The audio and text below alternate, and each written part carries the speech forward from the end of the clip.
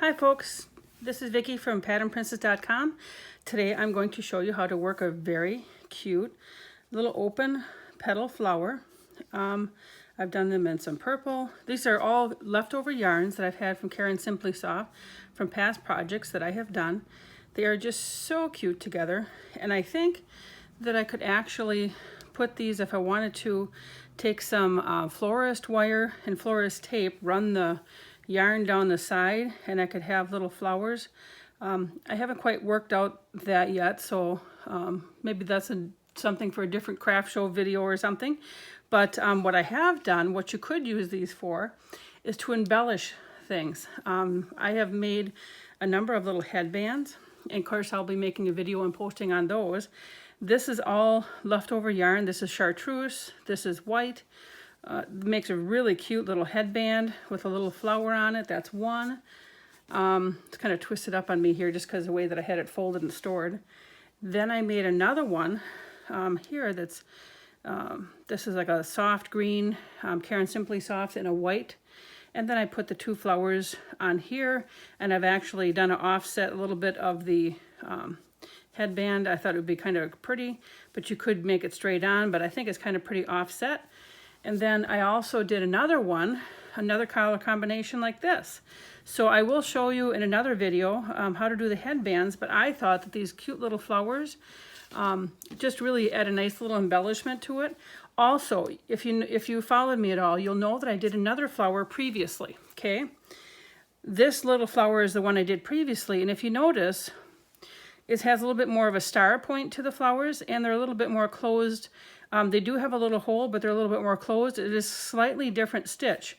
Almost the same size, but just, if you take a look, one's more open and one's more closed, okay? So both of the patterns are easy to achieve. I'll make sure that I put the link to the end of, at the end of my video to this pattern here for this, and then also I should probably put the one on for the headband because you might want to do the headbands too. So let me get started. I'm going to do this today in chartreuse. I had actually made another project, a large blanket in the chartreuse, and some of you might have remembered that. It turned out just beautiful.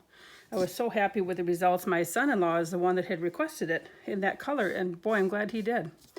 So, all right, this here, I'm going to do a magic circle. So remember the magic circle. Here's my yarn tail.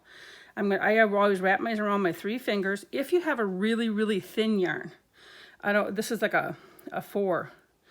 If you have a thinner yarn and you're afraid it might break, go ahead and wrap it around twice and then do this, okay?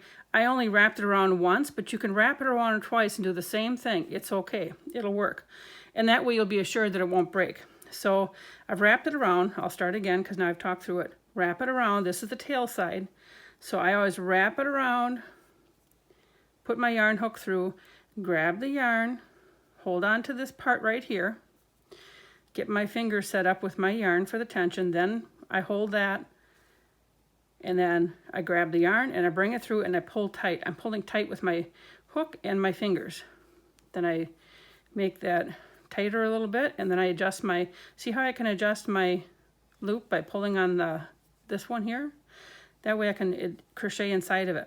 So I'm going to chain 1. The chain 1 does not count as anything. So now inside this magic circle, I'm going to do 6 single crochet. So here we go. 1, 2, 3, 4, 5, 6. Now I'm going to take this yarn here and pull this tight. And you can always tighten it up later if you don't get it tight enough. It's not a problem. So now this was that first single crochet. It just closes up any gap. We don't go, or I should say this was that first chain 1. It just closes up the gap. We don't do anything with that. So I go into that first single crochet and I do a slip stitch. You are now done. If I can get it through all the yarn plies, hold on. I don't think I got it through. Yep, there's an itty bitty one right there. All right. So now you have 6 chains around the circle. So now I'm going to 6 single crochets around the circle. Now I'm going to chain 4. 1, 2, 3, 4. And then my next single crochet here, I'm going to complete a single crochet. I'm going through both loops. And then chain 4, 1, 2, 3, 4. And then you go to the next single crochet and complete a single crochet. Chain 4, 1, 2, 3, 4. And then we're going to go to this next single crochet, not this one, the next one there, you see it? And complete a single crochet. Chain 4, 1, 2, 3, 4. This is a single crochet. I actually think this would be a great project for a beginner. So now we have 1, 2, 3, 4. We have 4 little flower loops. So again, 1, 2, 3, 4. In the next single crochet, we're going to single crochet.